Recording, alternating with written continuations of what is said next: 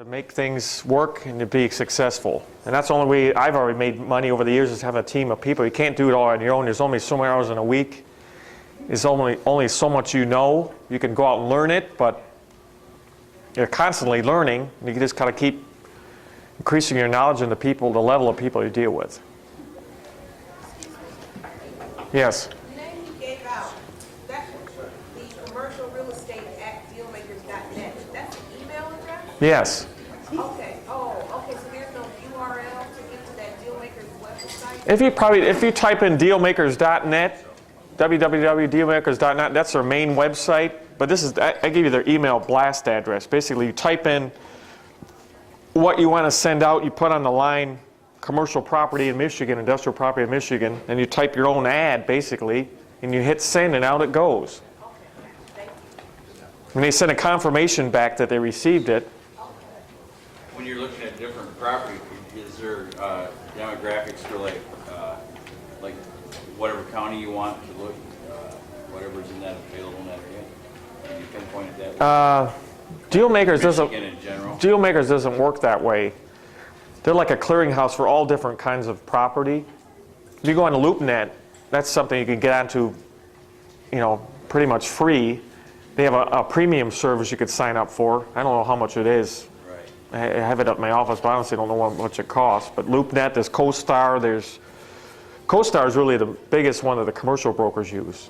COSTAR.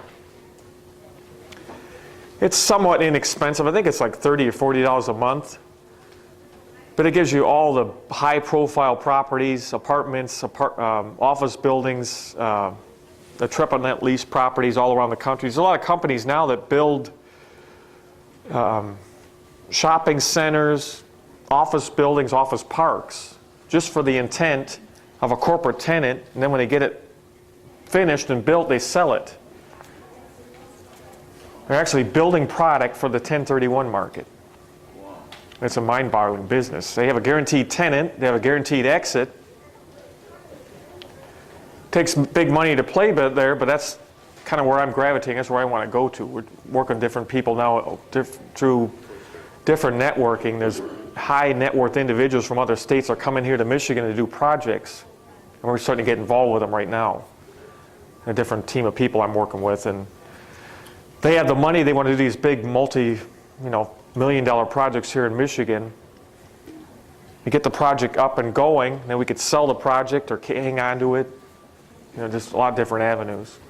Have you been finding that the commercial market is favorable compared to what's going on with residential?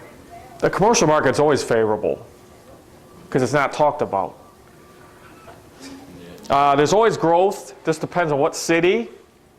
Again, it's a system of different avenues that I use every day. In networking with brokers, title companies, banks. You get to know the different banks, the asset managers.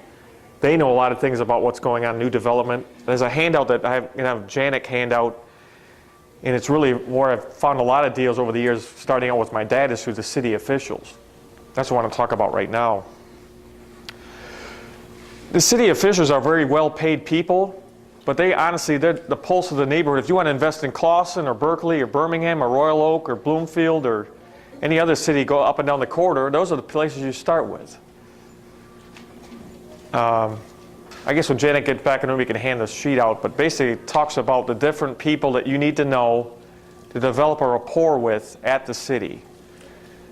And then the biggest one I talk to once a week, his name is Tim Twing in Royal Oak. He's the senior planning director there in Royal Oak. I show up, Tim knows me, say, Tim, how's things going? What's the newest project? He'll pull the printout, roll it on the desk. Here's a new project going here. No one knows about these projects but the city. They're not public knowledge. There's no public hearing on them yet. Or there might be one public hearing on them, but there's probably 3 or 4 more to go. It might be in advanced stages.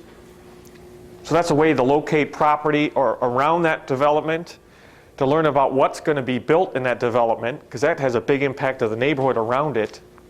That's one of the things on my checklist here, is how to see the path of progress, how to understand where that city is going. There's a huge bonanza going on in Royal Oak now. If anyone here has been in Royal Oak, you'll see the change over the last 2 or 3 years. Mind-boggling. There's probably going to be 2,000 condos coming online downtown Royal Oak. But it's caused a big surge in the retail market. A lot more retailers are coming here, national retailers and national franchises, and the big franchise restaurant chains are all coming here. They've never been here in Michigan before, but they're coming because of income. They all look at demographics and concentrations of population. Basically, you just got to talk to the different people at the city hall, the planning department, the code enforcement officers, the court bailiffs. They're just people. Every day they're doing a job. They see opportunities. They never act upon it. They know about them. And that's your job, is to get to know them and talk to them and network with them, and then follow up on the different properties that they have problems with. There's houses. I never really got into housing. I guess I did back in my early 20s. But there was 3 or 4 houses in Birmingham I wish I hung on to, but at that time I didn't. I just was hungry for the money. There's one code enforcement officer, and she's still there now to this day, because they have a huge job there, honestly. They get overpaid for what they do, and as long as they don't make any mistakes, they got a huge pension, insurance, all kinds of paid holidays. But they're in the thick of things every day because they hear all the complaints from the neighbors, so they got to deal with the problems. There's 3 houses in a row on Davis Street in Birmingham. They're little 40-foot lots. Just an example. Met with this code enforcement officer. She said, this landlord owns 3 houses. They're all vacant. They're all in disrepair. They won't cut the grass. She goes, I'm just fed up with them. I said, well, how do I get a hold of this guy? Well, here's his address right here. He lives in Florida now. So I sent him a letter. And back then, they didn't have the reverse lookup. So I kept sending letters and letters and letters. He finally responded. Called him up. He said, who are you? How'd you get my phone number? How'd you get my address? I said, well, I got it from the code enforcement officer here in Birmingham. She's a good friend of mine. And she says you're having some problem with the houses and you won't rent them. You keep them in disrepair. The grass is long. Long story short, that he got burned out from landlords. Burned out from his tenants. He decided he just wanted to get out of the business. Didn't want the property anymore. Had no debt on him. So at that time, again, I didn't have the money to fly down there, so I just kind of mailed the PA off to him. He signed my PA on all 3 houses. Owned all 3 of them. I took the signed PA. They were $30,000 a house. Today, you couldn't even buy a house in Birmingham on a 40-foot lot for $200,000, much less $250,000. What people are doing, buying the lots, the houses, tearing them down, put up a house and sell for $1 million on a 40 by 120 lot. Anyway, I got the 3 houses under contract. I didn't have any money to buy them, so I took them to my dad. He said, Pat, I'll take these. I know somebody to get rid of them. I basically made $10,000 in a week on each house. Sold all 3 of them. But then my really focus is commercial. So I just started talking to her about commercial opportunities. And went to a commercial building right on Woodward and Davis. It's my dad still owns it today. It's his office building. He has his office in. It was an old hair salon. And again, the owner was an out-of-state owner. And I would never have found or heard about this property unless I talked to the building department. The tenants moved out of the building. Was vacant for a year. There's no sign on the building. The building looked like it was in good repair. There's no problems with it. But it had a leaking sewer line in the basement. It has a full basement under it. And the landlord never winterized the building. So the water froze and broke. The sewer line in the building froze and broke. And there was raw sewage in the basement. So again, we tracked down the code enforcement officer. She told me the name of the owner. The owner's in Flint somewhere. So I went up and saw him and was with my dad. We signed a purchase agreement with him for $100,000 on a land contract with $5,000 down, and she accepted it. Went in, pumped out the basement, at that time put an auto parts store in there. They start paying $3,000 a month, triple net. Just one tenant. Then upstairs was a bunch of rental units, a bunch of apartments. It's like a live-work type of building. Gutted the upstairs, made into an office.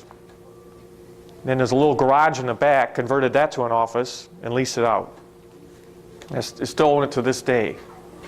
Again, I can't say enough about the different people in the city. Whatever city you want to invest in, get to know the building inspector, the code enforcement officer, the court bailiff, the electrical inspector, the plumbing inspectors. They go out to every house. Every time there's an inspection done on a house, whether it's for a landlord permit or for new construction or renovation being done on that property, they go to that property. They go to the commercial properties too. And that's really my focus. I don't care about the housing, because I know the commercial has such a lot bigger upside.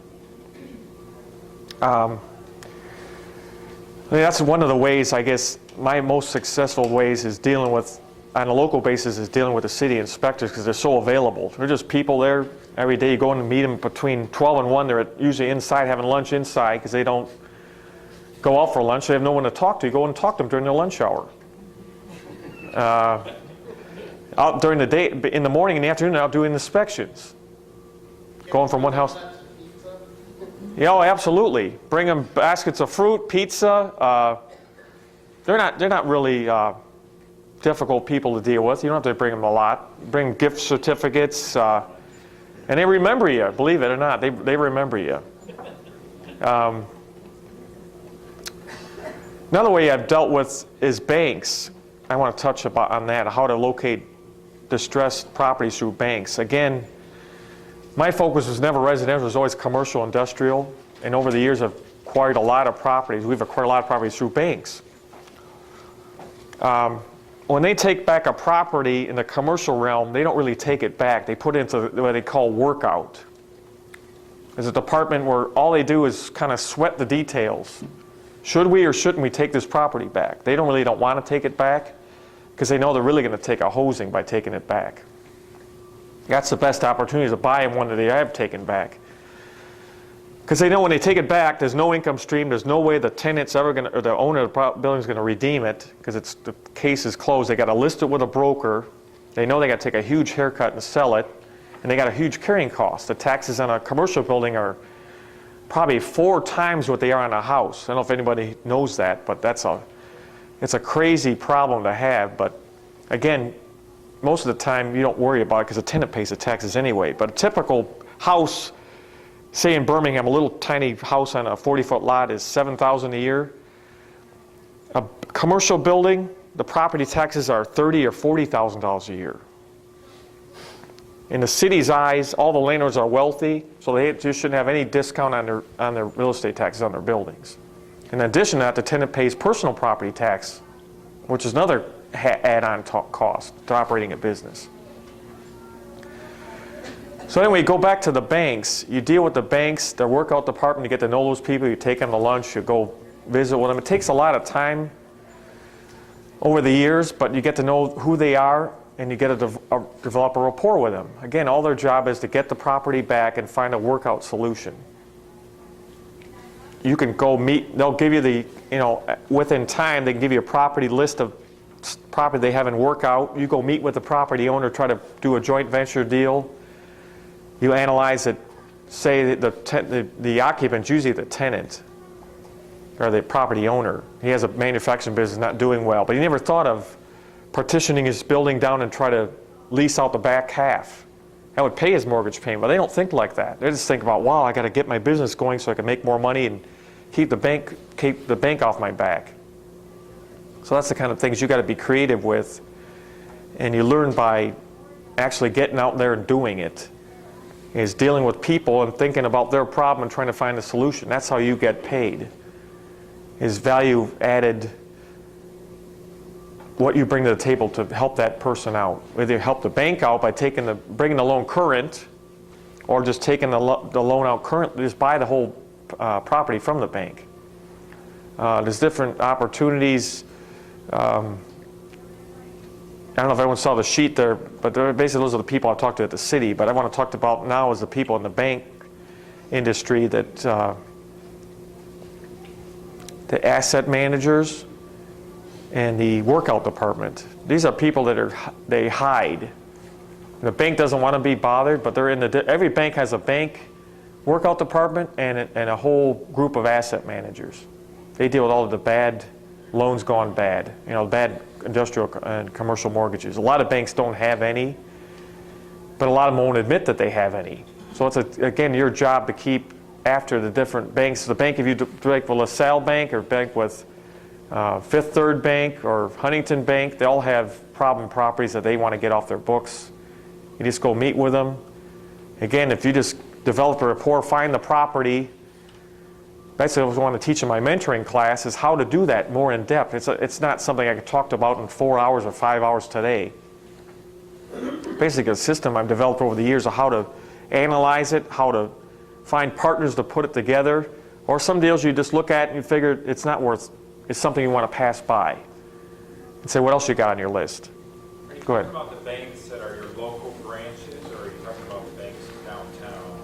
No, local branches. Your question was, is it talking about local banks or banks downtown? These are local branches. All the banks that are in the suburbs have maybe offices downtown, but their asset managers or their workout departments are usually based in the city or near the city that their branch is at. Do the banks also do short sales on these commercial properties? Do the banks do short sales? In my opinion, they've never done that kind of deal. They do distress sales.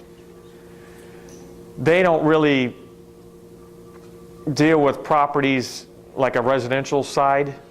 What you've got to come to the table with is strong financial strength. Again, if you don't have it, I have an avenue of putting people together to do have it. Again, it's finding the deal. Just like I made examples of the little houses in Birmingham. I didn't have the money, but I found the deal, so I know how to get rid of it. You just know the value that, boy, this is an incredible deal. If you're building a building cost, typical commercial building today to build ground up is $100 a square foot. If you know you can find from a bank or from another distressed situation, you can find a commercial building anywhere in Oakland County for $30, $40 a square foot, you know you got a steal.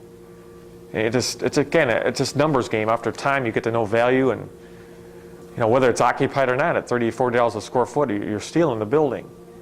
And those deals are out there all the time. Again, we talked at the break with some people, had some questions that kind of property comes up, obviously doesn't stay around long.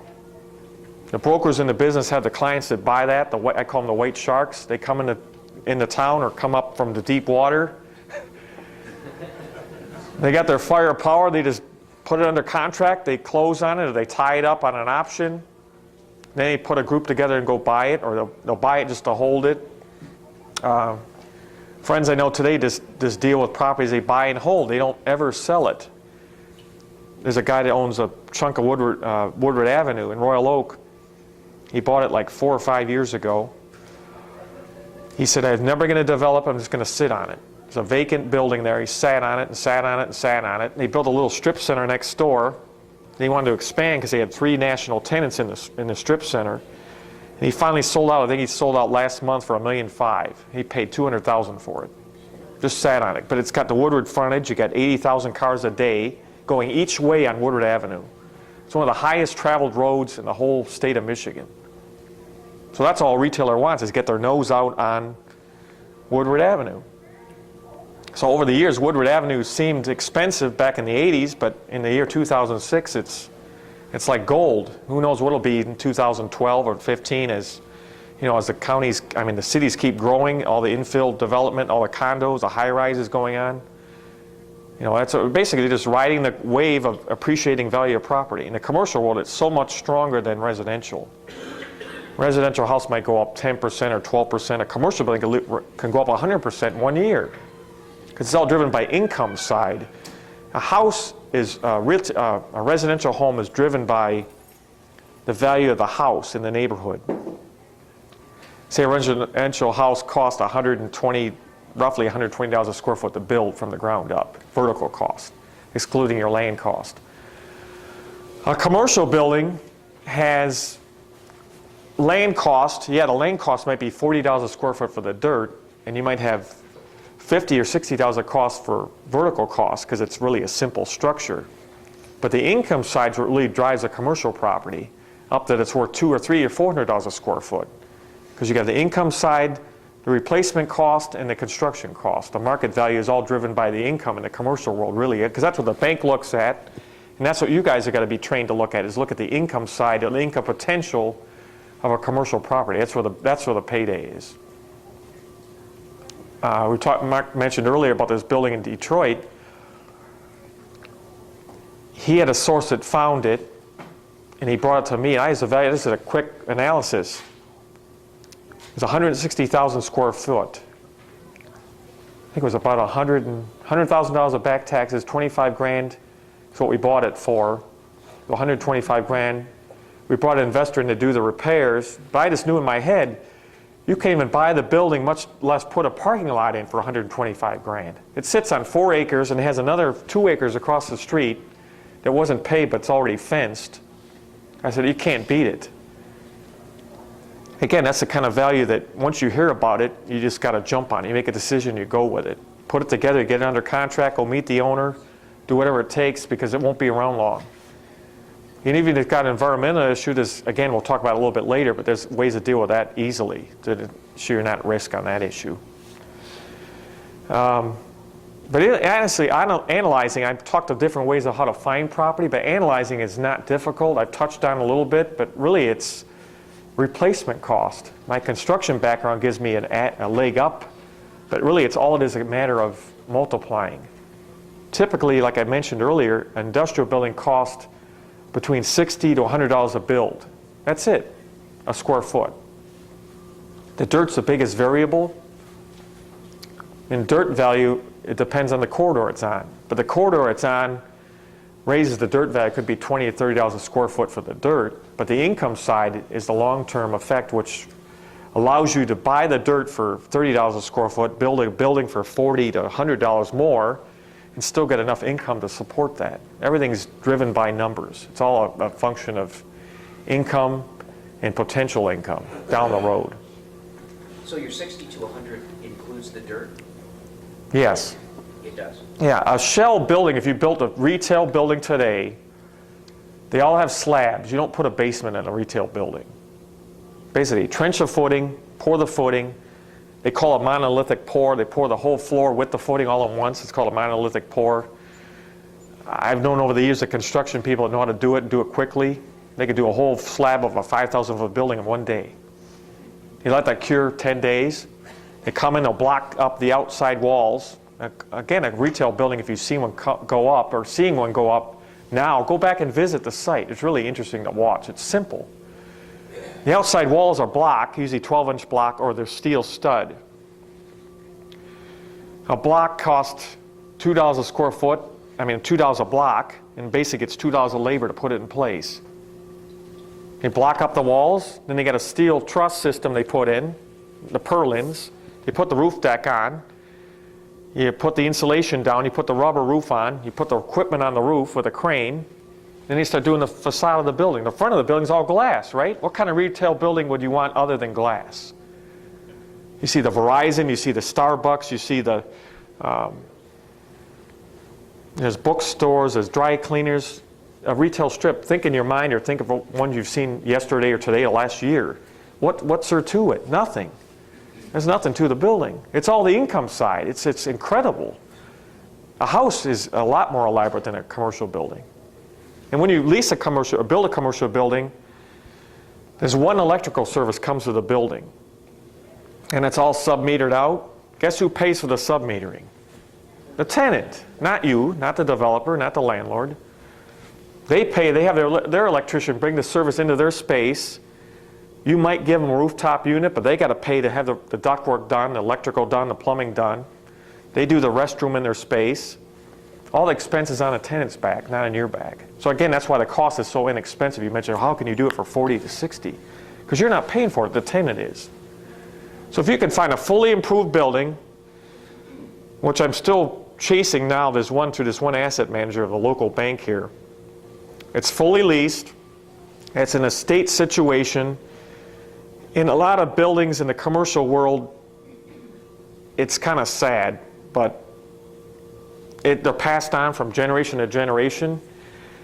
And the generation, whether it's a third generation or a second generation, if they don't have the burning desire to keep real estate, they just say, I'd rather take the money. I want to go buy a house on the ocean. That's the worst thing they can do. But I'm not going to tell them otherwise. So a lot of things trade it like that very, very quickly. They just said, give me the cash. I just want to take the income and go. But the beauty of a commercial building, again, there's one I'm working with through the bank. They're trying to buy it. It's fully leased. But I just know the replacement cost in today's world. It's in a suburb of Oakland County. The family that owns it's a inheritance, and they all just want, they don't want the asset, they don't want the income stream. They don't want to get the $10,000 a month, or basically brings in $9,000 a month net. So, well, I can't live on $9,000 a month net. I want my big chunk of money. So we're trying to acquire the building from the bank through this, basically through this attorney that's dealing with the heirs that got the property, so they can just take their money and go spend it. But I know it's much less than replacement cost, because again, the numbers I talked to you about. The number we're buying the building at, and it's fully leased. It should appraise somewhere around $250,000 a square foot, but we're going to buy it right at $120,000. That's an incredible buy. But again, no one knows about it. I've developed a rapport with this bank officer, and he turned me on to the attorney handling the estate, because it's basically a probated estate. The guy that died, the dad, he's built all this estate over the years, but when the kids were raised, they had no interest in real estate. They all went into their own profession. They said, well, we don't want to own this shopping center with all my other siblings. I just want my money. So that creates a great opportunity in the commercial world. Just come in and say, hey, okay, you guys want your money? We'll take it. Here's your money.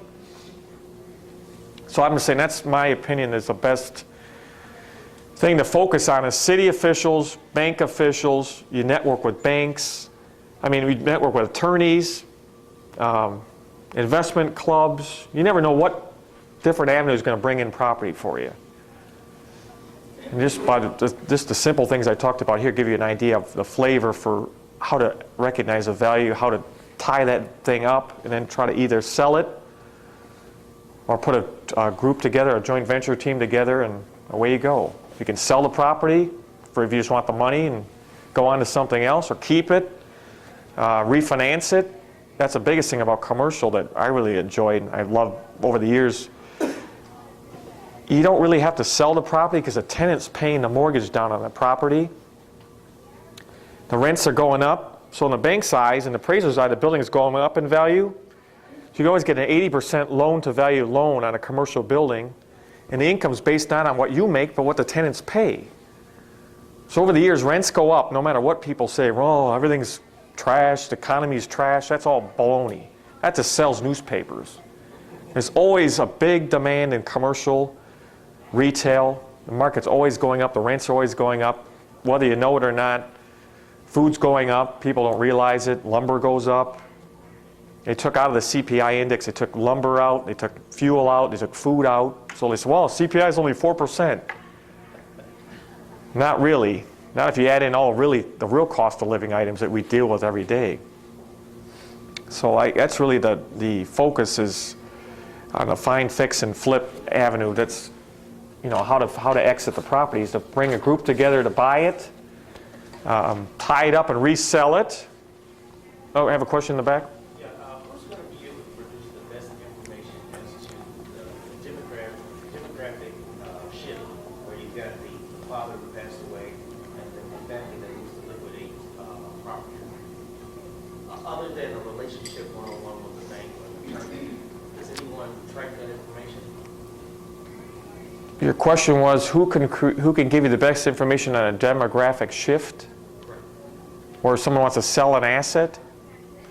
Got nothing to do with demographics. Yeah, it's not demographics. That's just all people skills, basically, networking. You just got to put the word out that you're looking for commercial, industrial investment opportunities. And then I'm telling you, they come flying to you. Because a lot of commercial investment opportunities, in my opinion, there's so much stuff out there, you got to analyze it. And there's three things that keep people from doing commercial property investment, in my opinion. It's a lack of knowledge, a fear because you don't have any confidence of what you're doing, and a lack of money. And I'm here to teach you the knowledge, and in my mentoring course for the whole year is going to really get into a lot of knowledge because I can't cover it all today, but I'm just going to touch on each of the different subjects. The fear, if you don't have the confidence to do it, if you've done it before, you're going to back off and say, well, I'll just go back to flipping houses or investing in homes. I'm just here to tell you that commercial is so much better upside, is so much more flexibility of your income, what you can do with it after you acquire it, refinancing it, 1031s. I'm going to have a handout later on too about 1031s. We don't legally have to pay any income tax or any capital gains tax on the asset once you acquire it and you go to sell it. It's all right in the tax code. Most people don't realize it. It's, oh, just pay the capital gains. It doesn't really apply a lot to the little homes. If you flip a house, you make 10 grand or 15 grand. But a commercial building, you can have a $500,000 or $1 million profit, and that's not abnormal. It's a big problem that's chased. You go, wow, I got a 15% gain on $1 million. That's a $150,000 tax. Should I pay it or shouldn't I pay it? Well, legally, you don't have to pay it. So why pay it? Go ahead. You have a question? Okay. Okay, so in the commercial realm, you don't get a short sale when you're trying to deal with a distressed property that the bank owns. So what, you just go in and negotiate? You're not doing a short sale, what are you doing? I mean, how do you, are you saying? I guess you got to define it. How I define a short sale is that the lender's willing to take a discount for immediate closing. Right, okay, so what? Commercial's different. They don't really take a short, I guess it's a different way of deciding. It's the same thing. They take a short sale, but what they really don't want to do is they don't want to take title to it. They want you to go work out with the property owner some kind of deal, and you come back to them. But I've purchased properties in the group I was in Ferndale, mind-boggling. This was a property, the building that, again, it was not on the market. Heard about through a broker I knew.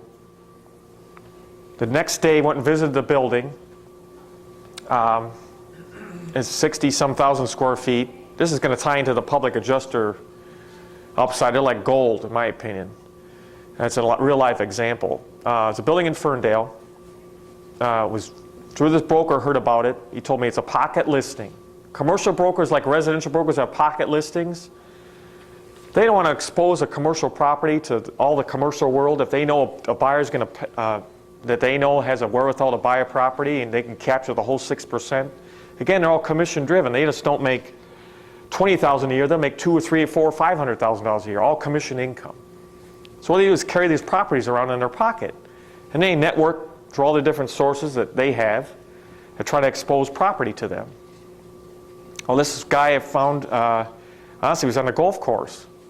He started talking about commercial property. I go, oh, commercial broker? Yeah, I'm with, it was Turris Tasto at that time. He goes, I got this property in Ferndale, no one wants it. I've had it for 2 weeks. In commercial, well, there is no MLS. There's CoStar now. There was nothing like that ever. It was always just a list of whatever the broker had he wanted to sell, and he talked about his buddy and other buddies, and that's how they sold property. A lot of it goes on that way today. Anyway, this property in Ferndale, he had exclusive control, was lender owned. The lender actually kicked the owner out, foreclosed, and they were going to auction the equipment off in the building. 60,000 square feet plus building. They kicked the tenant out. They were just in the process of auctioning off all the equipment at the bank's expense. Met with the bank officer, was tucked away in some building in Livonia. Went and visited him. Brought him a couple business cards, and I said, here, you know, any more properties like this, be sure to let me know. Brought him a little gift certificate. I don't know, it wasn't Friday, it was some restaurant, you know.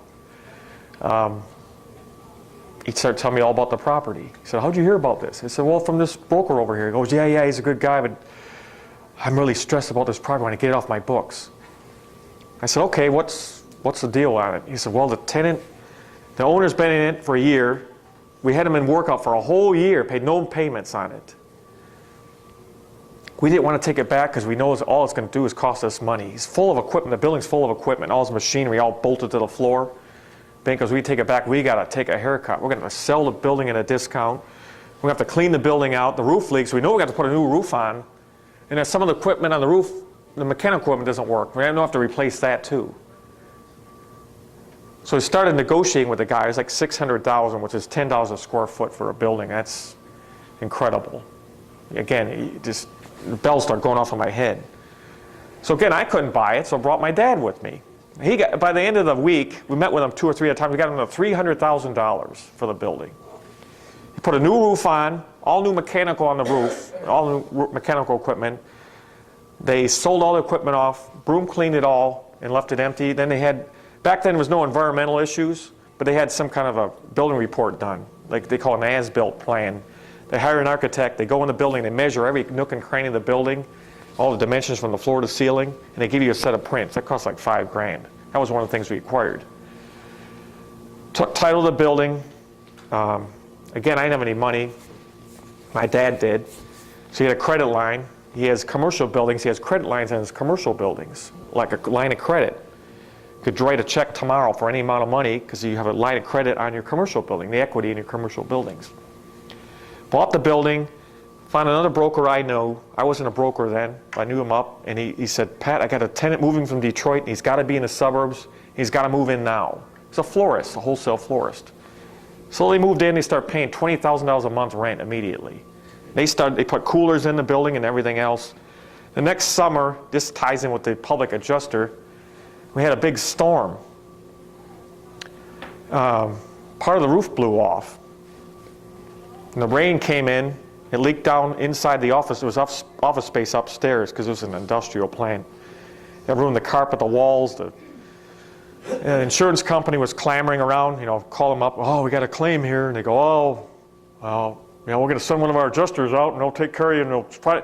Mr. Winter, be sure to, be in the mindset to settle the claim right on the spot because we really want to take care of you. Okay. So I went there. I didn't know any better.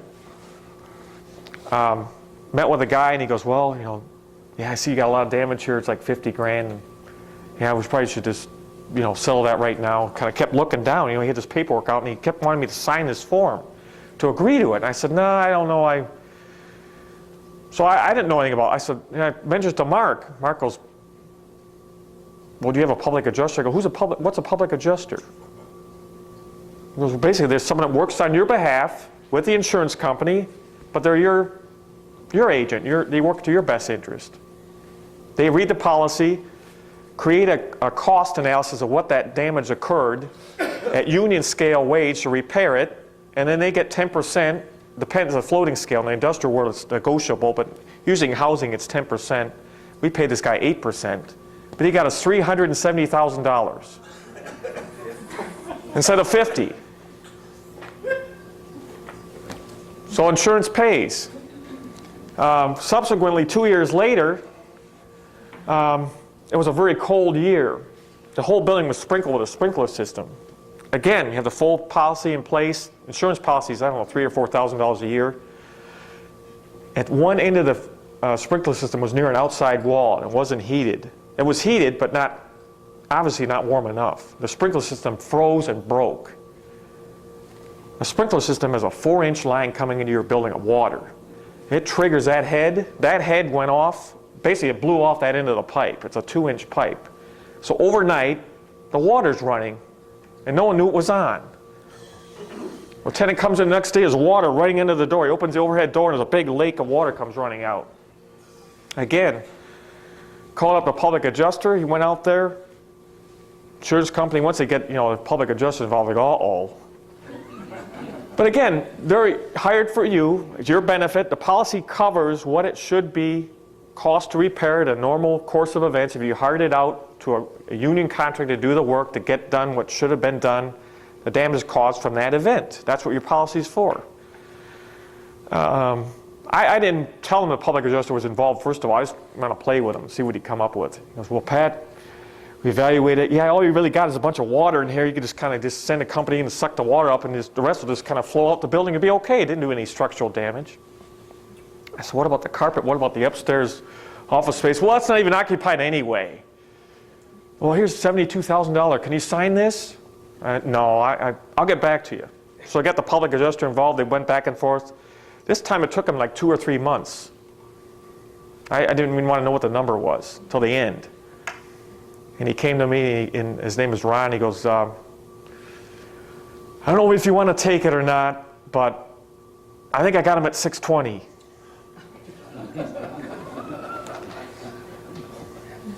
So I guess that's my example for a public adjuster. It's nothing like a public adjuster. They work for your benefit.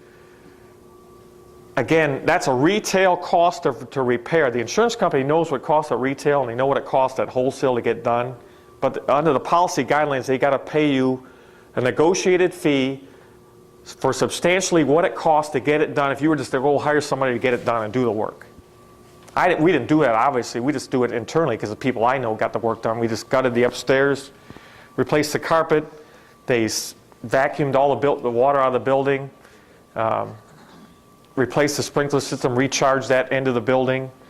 Had to pay some rent to the, it was part of the policy too. There's another, what's called loss of rents.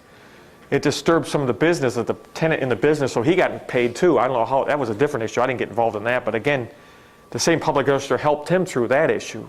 He gets paid for business interruption insurance for his business being wet or slows down his production for the day or the week of the month it took to get the building back online. A question? Now, in that particular case, were you responsible for all repairs and everything like that? In that building, no. But we, as a building owner, you have to insure it. The tenant pays for the insurance, but you have the insurance. You can only insure something you own. The tenant can't have insurance on a building because they don't own it. You own it. You're leasing it to them. So you go get a fire extended peril policy. It's in your name, not in your name. I never own anything in my name, but I own in entity names. You have it insured, the asset, the title holder to the asset is insured. An additional insured is your mortgage holder and the other party you want to put on there. So it's your job to have the insurance. When the insurance issue comes up, you got to deal with it. But there's more than enough money in it. Like I just mentioned, insurance policy, if the right people to help you out, to deal with the problem. So really, casualty is a good thing. People think, oh, wow, what a headache, what a problem. Again, you don't have the right people on your team. You don't deal with it. You just let them, turn them loose, go do their job. But I'm just saying, an adjuster is worth their weight in gold. In the commercial realm, it's incredible. Yes, a question? So after your public adjuster is done, the insurance company writes you a check, and then you're able to go and do the repairs at your own cost, pocket the difference. Yes, insurance proceeds are tax exempt. Nice. There's no taxable event. So it's not earning income. Again, it's just like, it's free money, basically. But again, if I didn't have a professional to help me through it, I would have settled on the first case for 50 and the second one for 70. Because the insurance company, they don't care. They're to minimize the claim process. Yeah, they're happy to take your premiums. If you miss a premium, boy, they get a cancellation notice out to you. But the other side of the coin is if they got to pay on a claim, they're not going to pay it. They're going to drag their feet and kick and scream. And as I said, it's really an untapped industry, in my opinion. So many people don't use public adjusters. Most people, I don't think, majority of people know about them. Can you use them for residential? Yes, they do. They do an incredible job in same situation, residential. They deal with all kinds of issues on any kind of loss, a storm loss. Mark mentioned a vandalism, a fire. They have ALF too. I'm not sure of the term, but it's basically you had a loss in your house, you can't live in it. There's the housing expense for you to live somewhere else while your house is being renovated. That's in your policy. There's all kind. I'm not a professional in it, but as I said, the adjuster that's here, he knows the game backwards and forwards. Is an incredible person to be on your team. Again, you got to have a good attorney, a good public adjuster, a good appraiser, a good banker. I don't really stick to one bank. I like to deal with a lot of different banks, because I don't want to be pigeonholed just to deal with that bank. There's all different bank relationships I have, different banks, and because they all serve a purpose. You don't want to exclude them, because one day they're going to bring you a property or a lead. You know, just like I mentioned, this one banker that heard about this family just want to sell their asset. We just want to split it up, take the money, and go. We don't want the rental income. Yeah, my dad wanted it, but we don't want it. Okay, I'm not here to convince you otherwise. So. We're going to take one lunch break at 12. I'm going to start talking a little bit about right now the taxable value and how to fight your assessments to win. Once you acquire a building and you actually close on it with yourself or your partner or your credit line or a mortgage or a hard money lender or however you acquire the property, I mentioned earlier about the tax ramifications on industrial and commercial buildings is the assessor really likes to assess things high because they don't really get contested. Even if you contest it every year, you got to fight it. But there's people in the business that you hire as a consultant, which we've done numerous times and with very much success over the years, is they fight the tax assessment for you. They fight fire with fire, basically. Just like a public adjuster fights for you on behalf of an insurance claim, these guys fight the tax assessor on the assessment of a property. And it could be a difference between $50,000 or $100,000 of tax. Again, some of the buildings you fight, whether you pay the tax or not, because it's going to the tenant anyway, the tenant's paying the tax, but other buildings you're either holding a building for a certain purpose, or if it's some office component, sometimes office buildings you don't charge a tax to the tenant. It's a gross lease. A lot of office buildings are gross, modified gross, where the tenant pays rent plus a 10% overage, basically, for space they don't occupy. It tries to go toward the overhead cost of the hallways and maintenance. And they might pay utilities or gas and electric and their phone, or a number of that number. If you don't have separately metered office building space, you charge a premium on the rent. Say the rent's $10 a foot, you might charge $1 a foot for electricity, $1 a foot for gas. Sometimes $1.50. It's all negotiable. But going back to how to deal with a tax assessment, the assessor comes in, they'll spike it all the way up because they know most people don't fight it. The residential realm's different. All the residential people beat a pat down there. I'm not paying a tax increase on my house. I didn't do any renovation, and proposal A really saved the day. For the residential people, everyone that lives in a house. But the commercial realm has no benefit like that. The tax game is wide open. It's like the wide open West. Whatever the system wants to charge, he can charge and get away with it. So you hire these tax assessment expert. Basically, they analyze the income stream, what buildings are selling for in the area or in the city, and whatever they save you, again, it's negotiable, but usually it's 30% of what they save you they get. So if they save you 30 grand, you pay them 10. So what? You save 20 grand in taxes. It's that huge some days on different properties. Yeah, question? Is that their actual title like, or what? Tax assessors? Well, most management companies, professional office management companies, have a division. Colliers does, Signature does, Grubb Ellis does, and is a bean counter. Basically, the guy's background is a CPA. He might have worked for the city. Most assessors in the cities, from my experience, even though the state law says they can't charge you or assess your property more than it's worth, they don't care. Their job is to bring more money to that city, no matter what it takes. So they'll spike it way high and figure, okay, let's see, how many people are going to fight my assessment? Not many. Or they'll come in with a weak fight. Some landlord might send his property manager in, a property management company, and they'll come in and they'll say, okay, well, here's my rental income. Here's what the market is in the neighborhood, and they'll submit this data to the property assessment division. They'll say, well, that's not enough data. This is not good enough. We declined to lower your assessment. Then the manager says, oh, I gave up. I tried, Joe. I went down there. It didn't work. Again, you can't fight fire with fire if you don't have the right tools. They have a whole Excel spreadsheet that they create. And they know how the assessor's looking at it, and they just fight the same exact, image. That's how they get the results. And I said another person well worth their time, well worth their expense. They don't work for any money up front. They're success-based. You go in, you bring your data in. Kind of like a public adjuster. They don't get paid. You don't pay them a retainer. You sign their contract. They go to work for you. They save you money. They get paid based on that. Where do you find them again? Mostly all the professional property managers. Again, that's another thing that really, I stressed to you. I sent a magazine around. There's a free magazine you subscribe to. I really recommend you do it. It talks about all the commercial stuff going on in this area, all the deals that are happening, the buildings are being sold. I think it's commercial. Pardon me? They have a time, these people? A title? Yeah. No, the title for the people that fight the tax, Tax assessment expert. basically a tax assessment or appeal department. It's under the property management division, again, of each major property management company has one. Or they have an affiliate they'll send out, an outside contractor that does it. I know Colliers is a national firm, they have them. Can somebody read off that magazine or? Sure, it's here somewhere. I know I passed It's it. called Buy Lease Magazine, but they said that the subscription was $18 a year.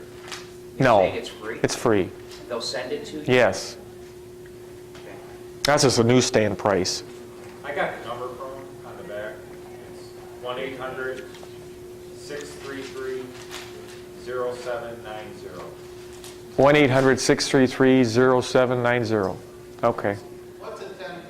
What is cap? A 10 cap is a percentage of return on what your basically your income's coming in, what your expenses are, and what you're getting back at the end of the day. I guess that's a broad general stroke of how to describe it. Excluding your debt service.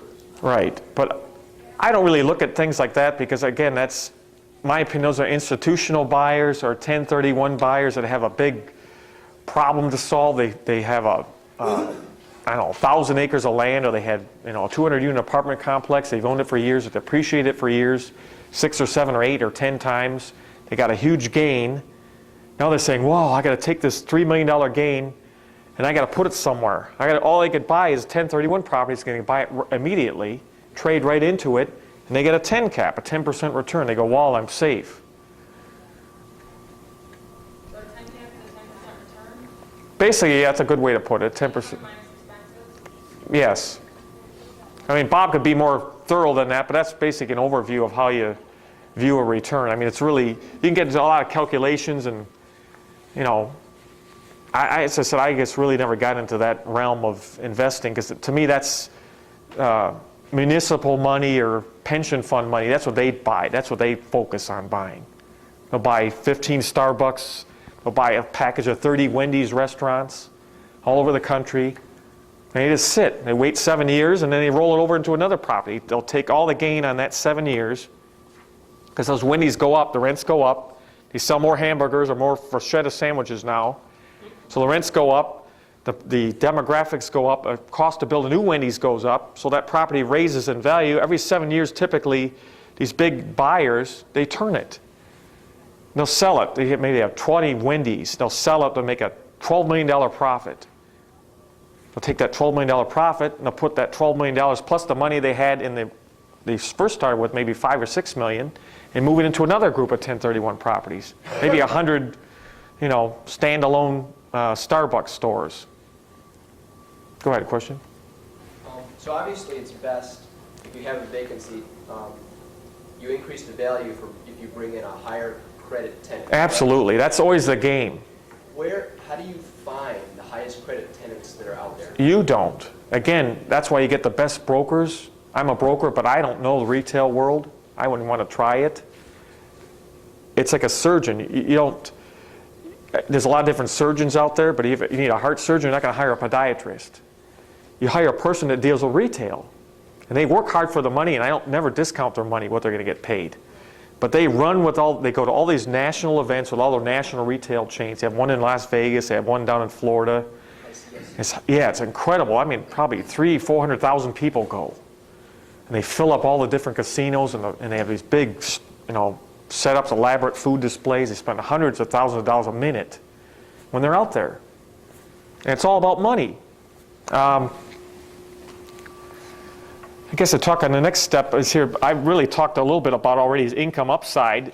Your value as a real estate or developer or investor, I want to teach you always to think both ways. Don't ever think that I'm just going to be an investor. Keep your horizons open. You could be an investor too, or a developer. Because a lot of people, the upside of a property, again in the commercial realm, is as things change over time, even in a 5-year period or 10-year period, which is not long, as you can see, time flies like that in the life we're living here. A commercial corridor that you might own a property on might be a highest and best use today, might be a little standalone mom and pop dress shop.